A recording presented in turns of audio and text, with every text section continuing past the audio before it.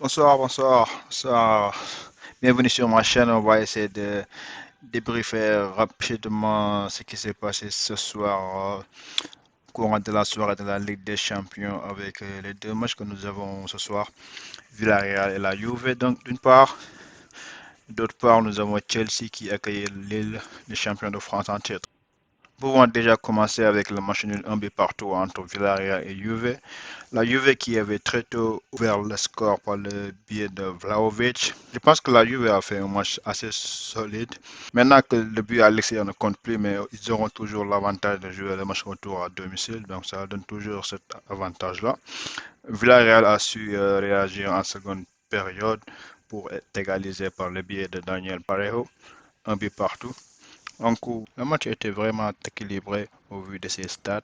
Villarreal a eu 9 tirs comparé à 7 de la Juve.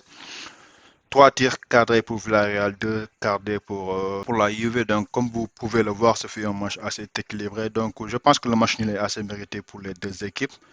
Donc, nous allons attendre de voir le match retour pour voir vraiment qui va se qualifier pour les huitièmes de finale entre ce duel serré entre Villarreal et la Juve. Pour l'autre match qui s'agissait entre Chelsea et LOSC, sur le papier, le match semblait déséquilibré. Et sur le terrain, je pense que Chelsea a fait le travail en battant Lille 2 buts à 0 avec les buts de Havertz et Monsieur Captain America Pulisic.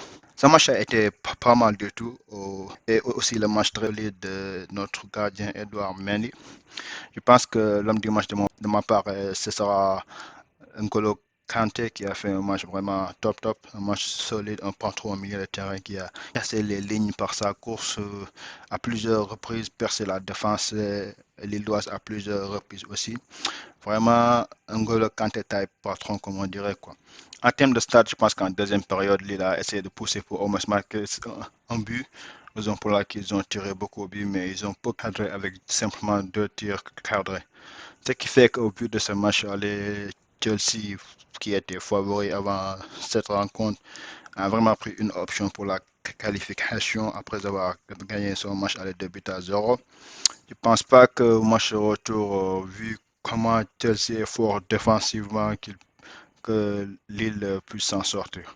Je pense que pour ce match, au moins, les dés sont déjà faits. C'est comme pour le match Man City et Sporting.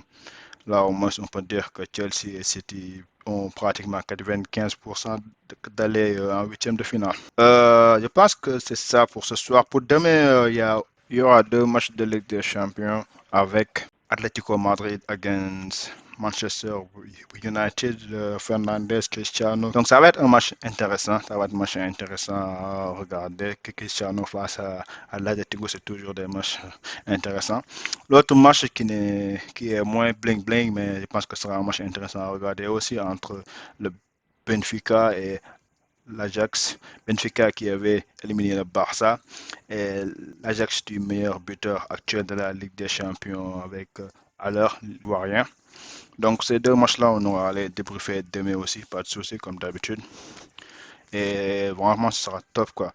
Donc ce soir, le débrief n'a pas été trop long, il n'y a eu que deux matchs et je pense que c'était pas des matchs extra top, il n'y avait pas beaucoup trop à parler dessus, donc on va s'abstenir de faire un long débriefing. Juste pour rappeler, peut-être pour les points d'actualité, aujourd'hui il y a eu l'inauguration du stade du Sénégal qui se nomme maintenant stade Abdoulaye Wade qui a vu un match entre les légendes du Sénégal contre les légendes africaines qui était vraiment un bon match à regarder avec un super but de Khalilou Fadiga et une égalisation de Didier Okocha. Donc un match top à regarder aussi quoi.